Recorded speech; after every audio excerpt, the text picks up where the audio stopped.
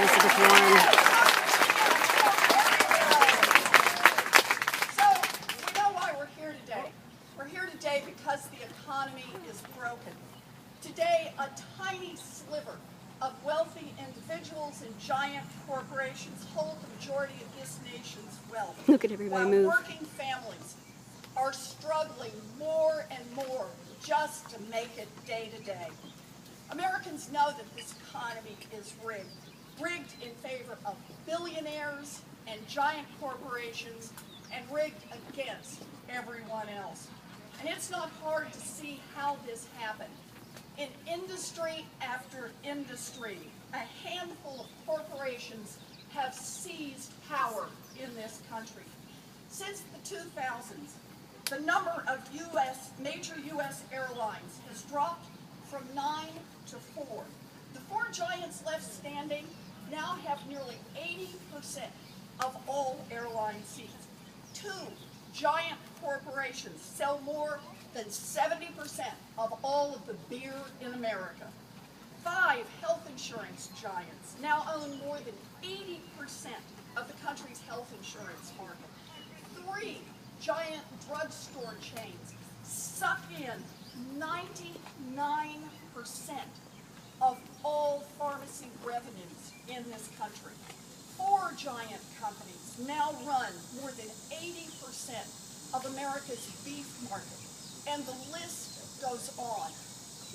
This kind of concentration matters. It matters because giant corporations crush competition.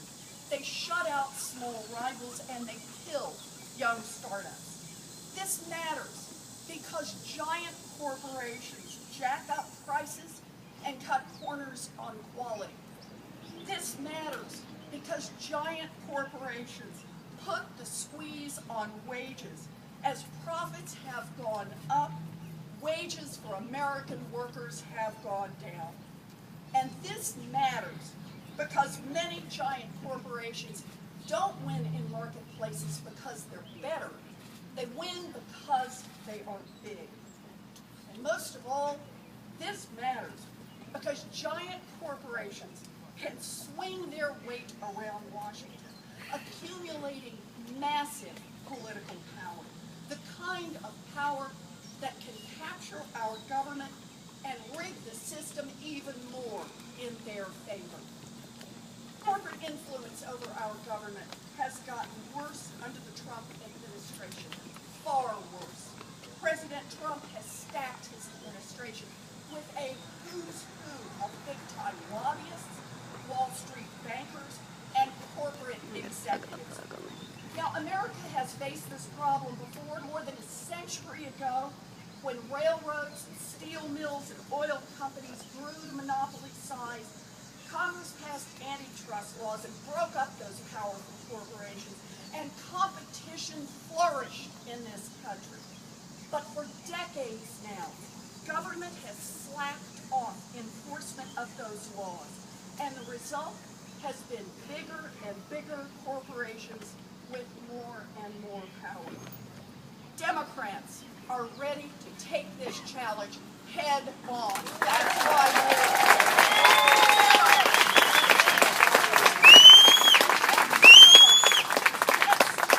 leveling the playing field to make the economy and our political system work for working families. That's why we're here. So today, to be specific, Democrats propose new policies to bust monopolies and restore competition in our markets. We want stronger enforcement of antitrust laws. You bet we do. We want tougher rules against anti-competitive mergers, tougher rules to tackle the problem of control over data, tougher rules on post-merger review. And we want a consumer competition advocate to make sure that someone besides the giant corporations get heard in Washington.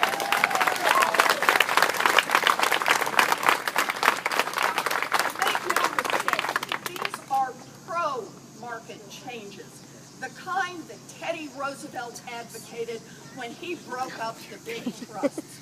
the kind that anyone who believes in competitive markets, Democrat or Republican, should be able to agree on, because they would make our markets healthier and more competitive. Let's face it, America is getting richer every year.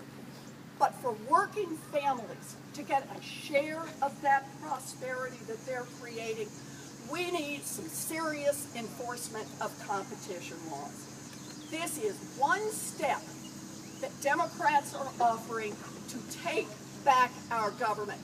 It's a darn good step. Thank you.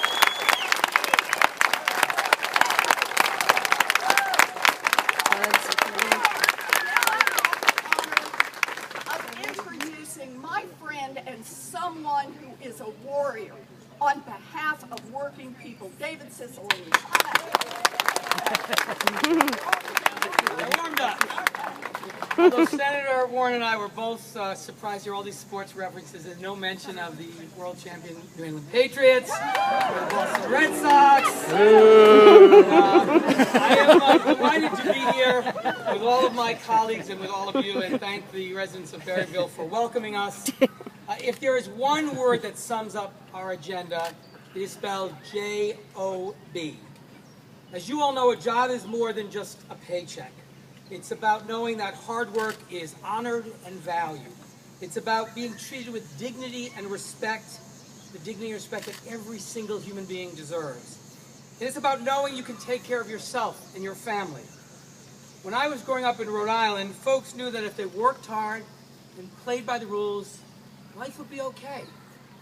They could buy a home, they could give their kids a better life than they had, they could save for a secure retirement, with dignity and